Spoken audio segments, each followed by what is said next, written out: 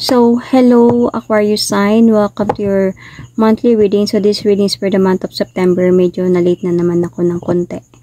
Anyway, so Aquarius sign, nag-live kasi ako kahapon or kagabi pala. Nag-live ako kagabi sa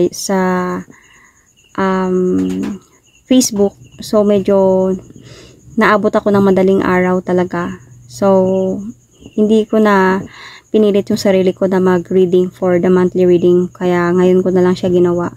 So, in the morning wala din naman akong time kasi meron din akong reading, personal readings in the daytime. So, and I need na rest of course. So, ngayon ko siya nagawa. So, anyway, Aquarius takes what resonates and leave the rest. Hindi lahat ng Aquarius maka-resonate sa reading na to. So, cross-watchers, pwedeng kayo to at hindi sila Aquarius sign, okay? So, let's see. Kung hindi kayo naka-resonate Aquarius, please to check your other placement, your sun, your moon, your rising, your Venus sign. Kasi pwedeng doon kayo maka-resonate. And kahit naka-resonate kayo dito, please to still check your other placement. Pwede kasi mag-connect doon yung message ninyo or yung readings ninyo. However, maka-resonate pa rin kayo. So, I'm going to pull, I did pull one oracle card. This is an angel romance oracle card for your reading, Aquarius sign. So, playfulness. Okay. To recapture romance, allow your inner youthful spirit of fun to shine. So, medyo mahirap to kay Aquarius. Okay. So, anyway, let's see your situation, Aquarius. Ano ang kailangan mong malaman? But let's see your situation first.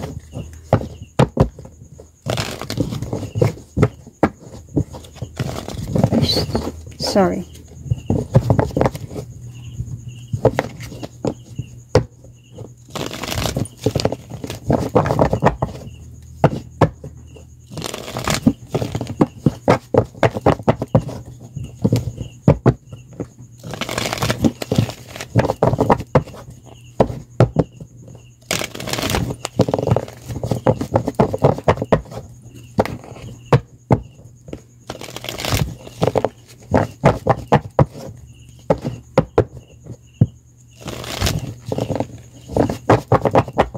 So, your situation, Aquarius sign.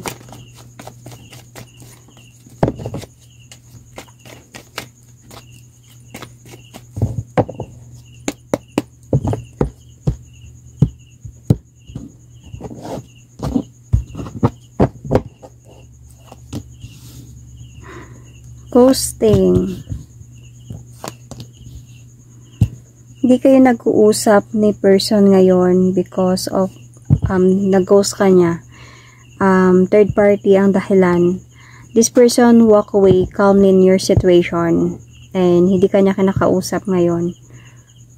This person betrayed you. Niloko ka niya. Of course, may third party nga na involved, diba? And ito yung situation ninyo ngayon ni person. So, nandito ka ngayon sa point na gusto mong mag-decide to move on, to enjoy your life. Who cares? Parang ganun. So, you are enjoying your life right now.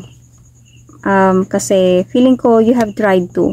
Siguro, trinay mo na ayusin yung situation ninyong dalawa. Pero parang sa lakas ng loob, parang nagkaroon ka ng lakas ng loob na ayusin to, pagandahin to. Pero mismong si person talaga na dito ang nag-cut off. Siya yung umalis ng hindi nagpaalam talaga dito at hindi ka kinausap ngayon. So, kaya gusto mo mag-desisyon na ayusin ko na lang yung buhay ko. I would just wanted to enjoy my life this time. Okay? Parang ganun. So, let's see what happened.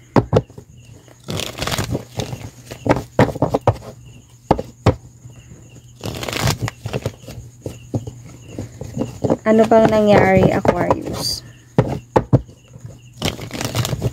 You might be dealing here with the Virgo sign, Sun, Moon, Rising, Venus.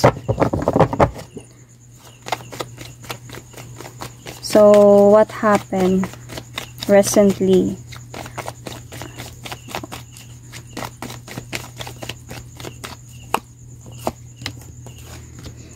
So, madami ka nang tinatanong sa taong ito recently, hindi lang siya talaga nagsasabi sa'yo ng totoo or binabaliwala niya lang yung mga tanong mo. This person before, parang while nandyan pa din, nasa in a relationship pa din kayong dalawa, is parang ando siya sa point na there is really something wrong. Parang feeling mo may tinatago siya. Naghihintay ka ata naghihintay ka ata dito sa taong ito to move forward towards with you or something. Kasi feeling ko dito recently, parang meron ka ng pakiramdam pero parang andun ka sa point na hinahayaan mo lang. Kaya nga pinipilit mong ayusin kahit na alam mong meron something wrong na. So, may pagod sa sitwasyon na ganito. And I can see that you being practical person lang. Na sige, intindihin ko muna. Be kind. You are being so kind here, practical. Sa mga nangyari, kahit may mga alam ka na or may mga intuitions ka na dito. Because you want na magkaroon kayo ng magandang connection or magandang outcome sa relationship ninyo. But then, to the point na parang napagod ka na siguro sa sitwasyon, lalo na may humadlang or sa relasyon ninyong dalawa, medyo stressful yung naging sitwasyon ninyo dalawa recently. Hindi mo na-appreciate yung mga nangyayari. And meron na ding out of spark. Parang cold na din yung sitwasyon. So, until sa point na na-clear mo sa kanya na meron siyang option, na may third party dito. So, ginost ka niya to, or hindi ka niya kinausap ngayon. So, you might also be dealing here with the Libra, Gemini, Aquarius, sa Young One, or in Aries, Sagittarius, Leo. So, ano ba yung feeling ni person ngayon para sa'yo?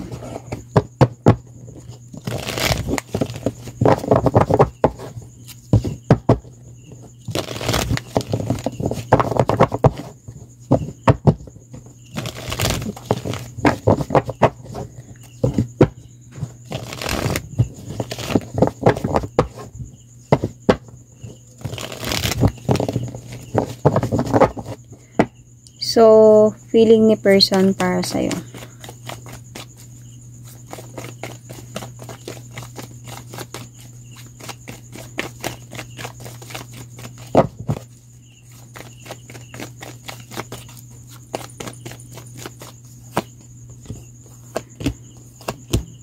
Okay. May pagmamahal naman siya sa'yo, but then it feels like hindi lang talaga that enough to prove na mahal, parang ganon. Pero may naramdaman naman siya sa'yo. Lagi kayo kasi nag-aaway nito, nagkakaroon kayo ng conflict. Yung feeling niya magulo, parang ganon. Parang feeling niya hindi siya comfortable kasi parang feeling niya parang wavy yung relationship na meron kayong dalawa. Rocky, wavy. Pero somehow, nagkaroon din naman siya ng feeling of to have a parang celebration with you, you know, parang a wish fulfillment na maging okay kayong dalawa. Pero sa kahit anong gawin niya, parang ano talaga nag-aaway talaga kayo nito. Parang hindi kayo nagiging okay, parang mabigat yung pakiramdam niya. Okay, meron kasi mga ganun sa relasyon, pag yung isang tao na nakaramdam naman siya ng pagmamahal pero parang hindi lang siya komportable sa sitwasyon, sa relasyon, lalo na sa tao, parang insecure siya or what. So, medyo burden siya, parang medyo mabigat yung pakiramdam niya, until sa nawawala na siya ng spark, until sa may disappointment sa kanya dito. Yun yung feeling niya for you, Aquarius. So, may mga ano din siguro dito, mga judgment na nangyayari. People are judging you or what.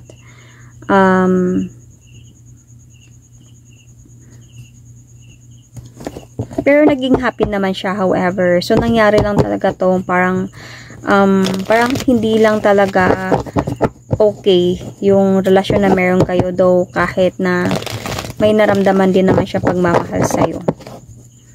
So, ano yung feeling mo para sa kanya?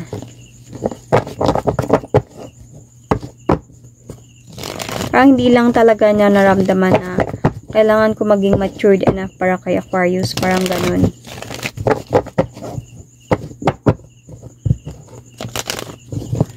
So, what is your feelings towards this person?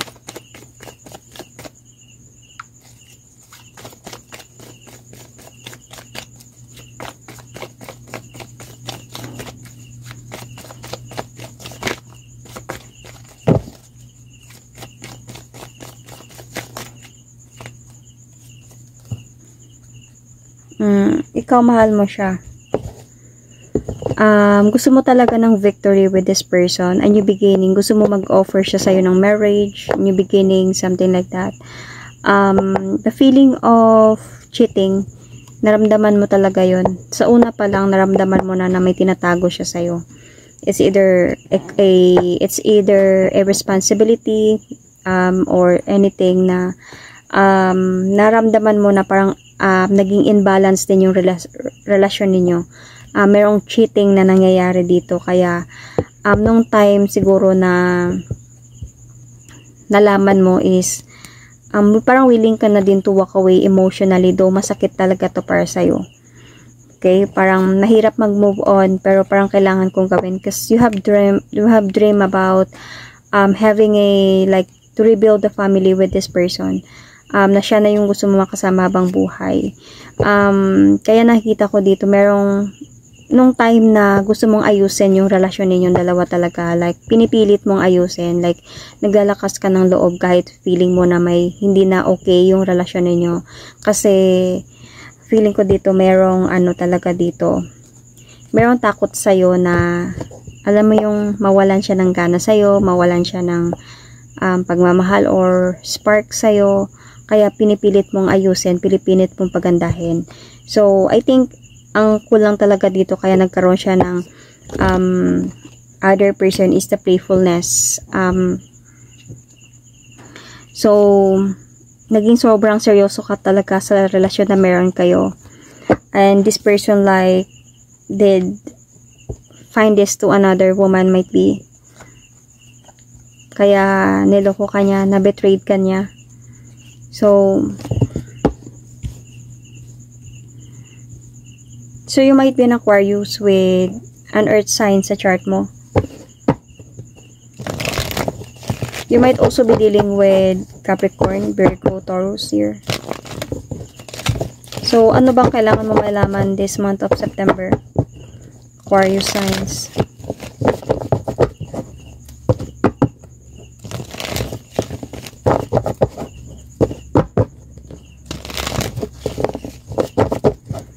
Ano yung kailangan mong malaman this month of September?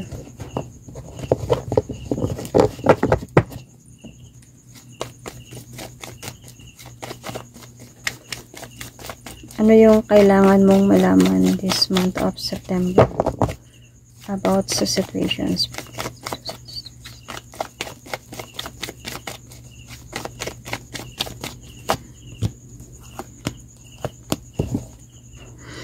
Okay, so this is really an ending, Aquarius, for the both of you. Kung hindi ka lang niya kinakausap ngayon or ginose ka niya and leave you questionable, puzzled mind. So, this September is a clear na this is already an ending sa inyong dalawa.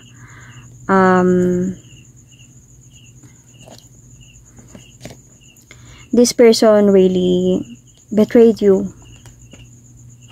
Siguro wanted to have a new beginning with other person.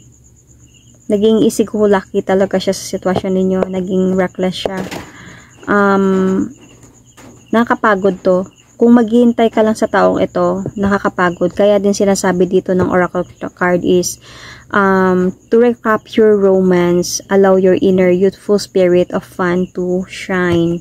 So, you need to enjoy your life this time. Huwag masyadong mag-focus sa kakahintay sa taong ito na nakakapagod na parang wala namang balak na bumalik.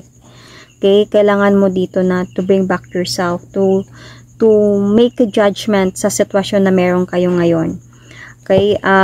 Huwag din masyadong mag-focus in finding someone to be your husband, to be a future na makasama mo in the future, to build a family with. Sa every relationship na bago na papasukan mo is kailangan talaga muna dito na enjoyments, getting to know each other. Okay, wag muna talagang ipasok yung serious situation. Okay, kasi medyo mahirap kasi pag umasa tayo din, mas masakit pag yung inaasa natin is hindi yun naman natin makukuha. So, mas masakit yun. So, andun nga sinasabi na go with the flow. Okay? Go with the flow lang. Enjoy. Sabi nga ng, have this playfulness. Sabi nga ng oracle card. So, to recapture romance until sa time na habang tumatagal, doon na kayo magla-level up, magkakaroon ng serious commitment until sa ganyan. So, at the very beginning of the relationship, pag muna talaga ibigay yung, like, yung expectation sa isang relasyon. So, ito yung guide.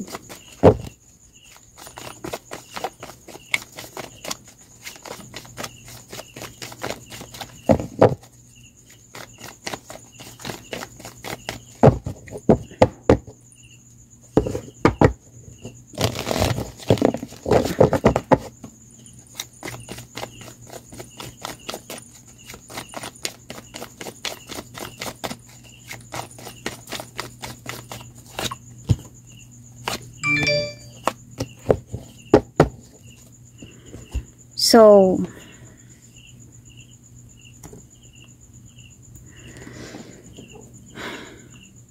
this person, hindi naman talaga siya sure sa relationship na meron kayo.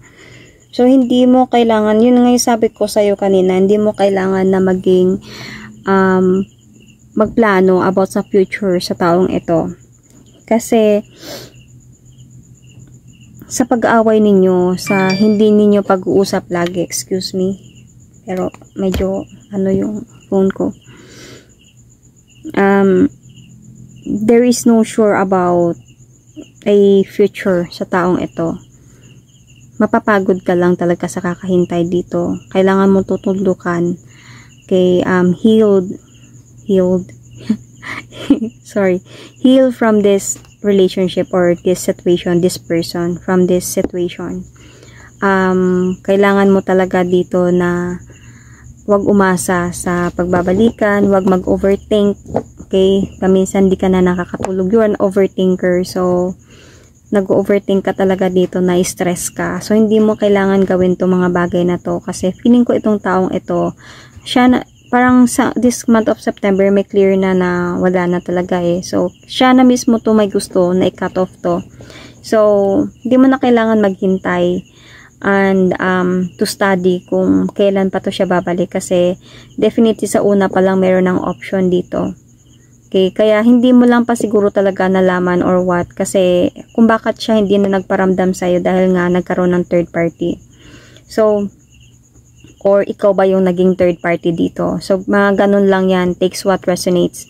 Baka ikaw yung naging third party dito or may third party sa relasyon ninyo. Kasi, this person might be a immature kind of person, pero mature yung might be age niya or what. Baka mayroong responsibility sa buhay and hindi talaga totally ikaw yung priority niya. So, there is really like someone from the past sa person na to. Magkakaroon din to ng clarity sa'yo somehow one day. If siseryosohin mo talaga itong sitwasyon na to and gathered information about this person, madidisappoint ka sa malalaman mo na baka merong responsibility itong person na to or merong someone from the past from this person talaga. So, medyo stressful to. So, kailangan mo talaga dito na mag-let go. Okay? Hindi mo kailangan mag-hold on and to wait for this person since feeling ko nag-ghost ka lang niya. So, hindi mo kailangan i-stress out yung sarili mo to overthink and to have this, parang nagkakaroon ka na ng anxiety dito na kung kailan ba siya babalik. So, wag mong i-waste yung time mo sa taong wala namang sure kung babalik pa or hindi na. So, that is my reading for you. Thank you and God bless, Aquarius.